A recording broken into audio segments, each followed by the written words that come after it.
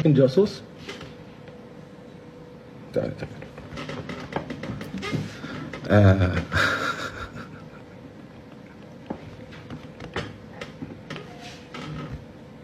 كنت جاسوس لمن؟ جاسوس لمن بالضبط؟ شو اسميات؟ هيك انت قلتي انه كان اللي كان يقول انه سندي وكنت كان اخذ فلوس على ظهرك. اول شيء بقول كلمه حقك، هذه الرساله لك انت موجهه، واعتقد ان الكل قاعد يسجل الفيديو ذي. انا ساكت عنك، ولغايه هاي اللحظه ساكت عنك، وما تكلمت ولا جبت اسمك لا بخير ولا بشر، لا بخير ولا بشر جبت اسمك.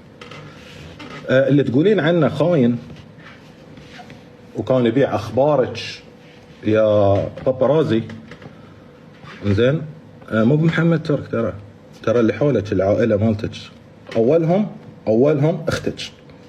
انا اتكلم معاكم، ما دام هي تبي تبطل جره انا راح ابط لكم الجره. اللي تطلع اخبارك طبعا اختك، والناس اللي حولك، طبعا الناس اللي حولك انت عرفتهم نصهم لوبيات، مع احترامي الشديد اللي موجودين، واسف على هاللغه ذي، اوكي، نصهم جماعتك.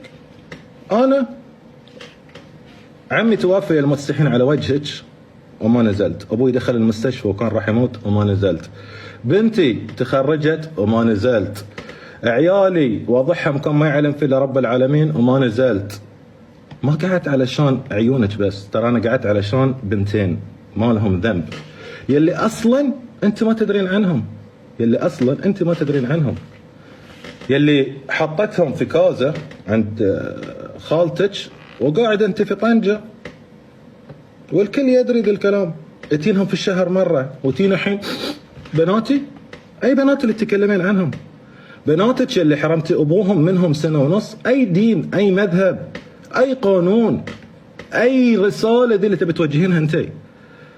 قلت لك مليون مرة لما تبي تطلعين لايف وتبي تتكلمين لا تقعدي تمثلين، ما في داعي انك تدعين، ما في داعي انك تبكي. علاش كتبكي؟ علاش؟ انك مظلومة؟ انك مثلا مقهورة؟ انك شنو بالضبط؟ اذا الواحد يبي يبكي على العفوعاي اللي قاعد تسوينها، اولهم انك انت حرمتني من بناتي. واعطيني واحد في العالم هذا كله يأيدك على اللي قاعد تسوينه. ما تمت قضية في المغرب ما سويتيها، عيستي، لبستينا، حطيتي في سيارتي مخدرات، لصقتي لي بنت، ناسك الزبالة. طبعا اتكلم انا عن المرافقين، قبيبو، انا اقول اسامي انا ما اخاف من احد، قبيبو وشلته ذلين مانينك كلهم ترى دوسياتهم عندي، وانا ما ابغى اتكلم، انا ساكت، قلت الله عفى عما سبق. زين، اما انك انت لهالدرجه ما عندك مخ وتقعدين تصدقين تفاهات، هذا شيء مشكله بينك وبين نفسك. واصلا انا اسمك جبدوا لي اياه قسم بالله العظيم صرت تجيني الرده، والله، وهذا لايف انا متحاسب عليه، ان اسمك هم يجبدوا لي اياه صرت تجيني الرده. 9 سنوات استحملتك بقرفك، بسخافتك، بوساخه قلبك، بثقالة دمك، من عائلتك، من حياتك، من دنيتك، من كل الاشياء اللي تخطر على بال الكفار استحملتهم. ليش؟ علشان غزة والمسكينة ليلى روز. سمعتي؟ وقلنا على امل انك انت في يوم من الايام بتعدلين. اما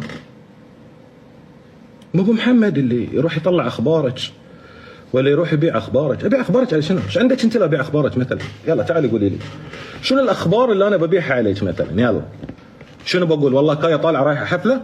ما انتم مفاضيح، انت اللي تفضحين روحك. وين ما تحركت دشيتي حتى على مستوى الكوزينه تنزلين سناب انك في الكوزينه. انا ايش دخل امي في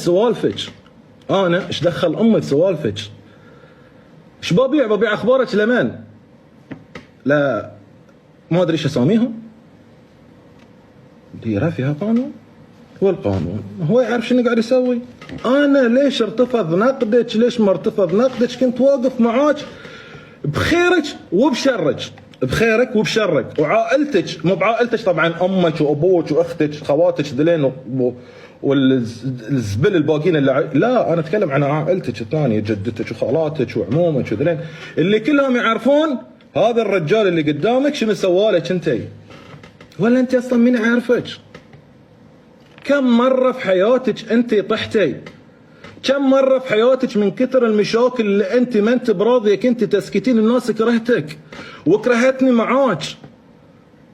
كم واحد كرهنا من وراك، من فعايلك، من تسمعين المحققين اللي عندك، العباقرة، الامبراطوريات اللي يفهمون، اللي واحدة تقول لك الارض مسطحة. ايش بتقولين لها ذي انت؟ ايش بتناقشين؟ ولا واحد همه يقعد يخور لي في نيفه طول اليوم؟ انا ايش بسوي فيكم؟ ايش بسوي فيكم؟ انا كنت بلم عائله اللي هي عائلتي صغيره وتمشي بحالنا ونروح نقول لكم سلام عليكم وعليكم السلام.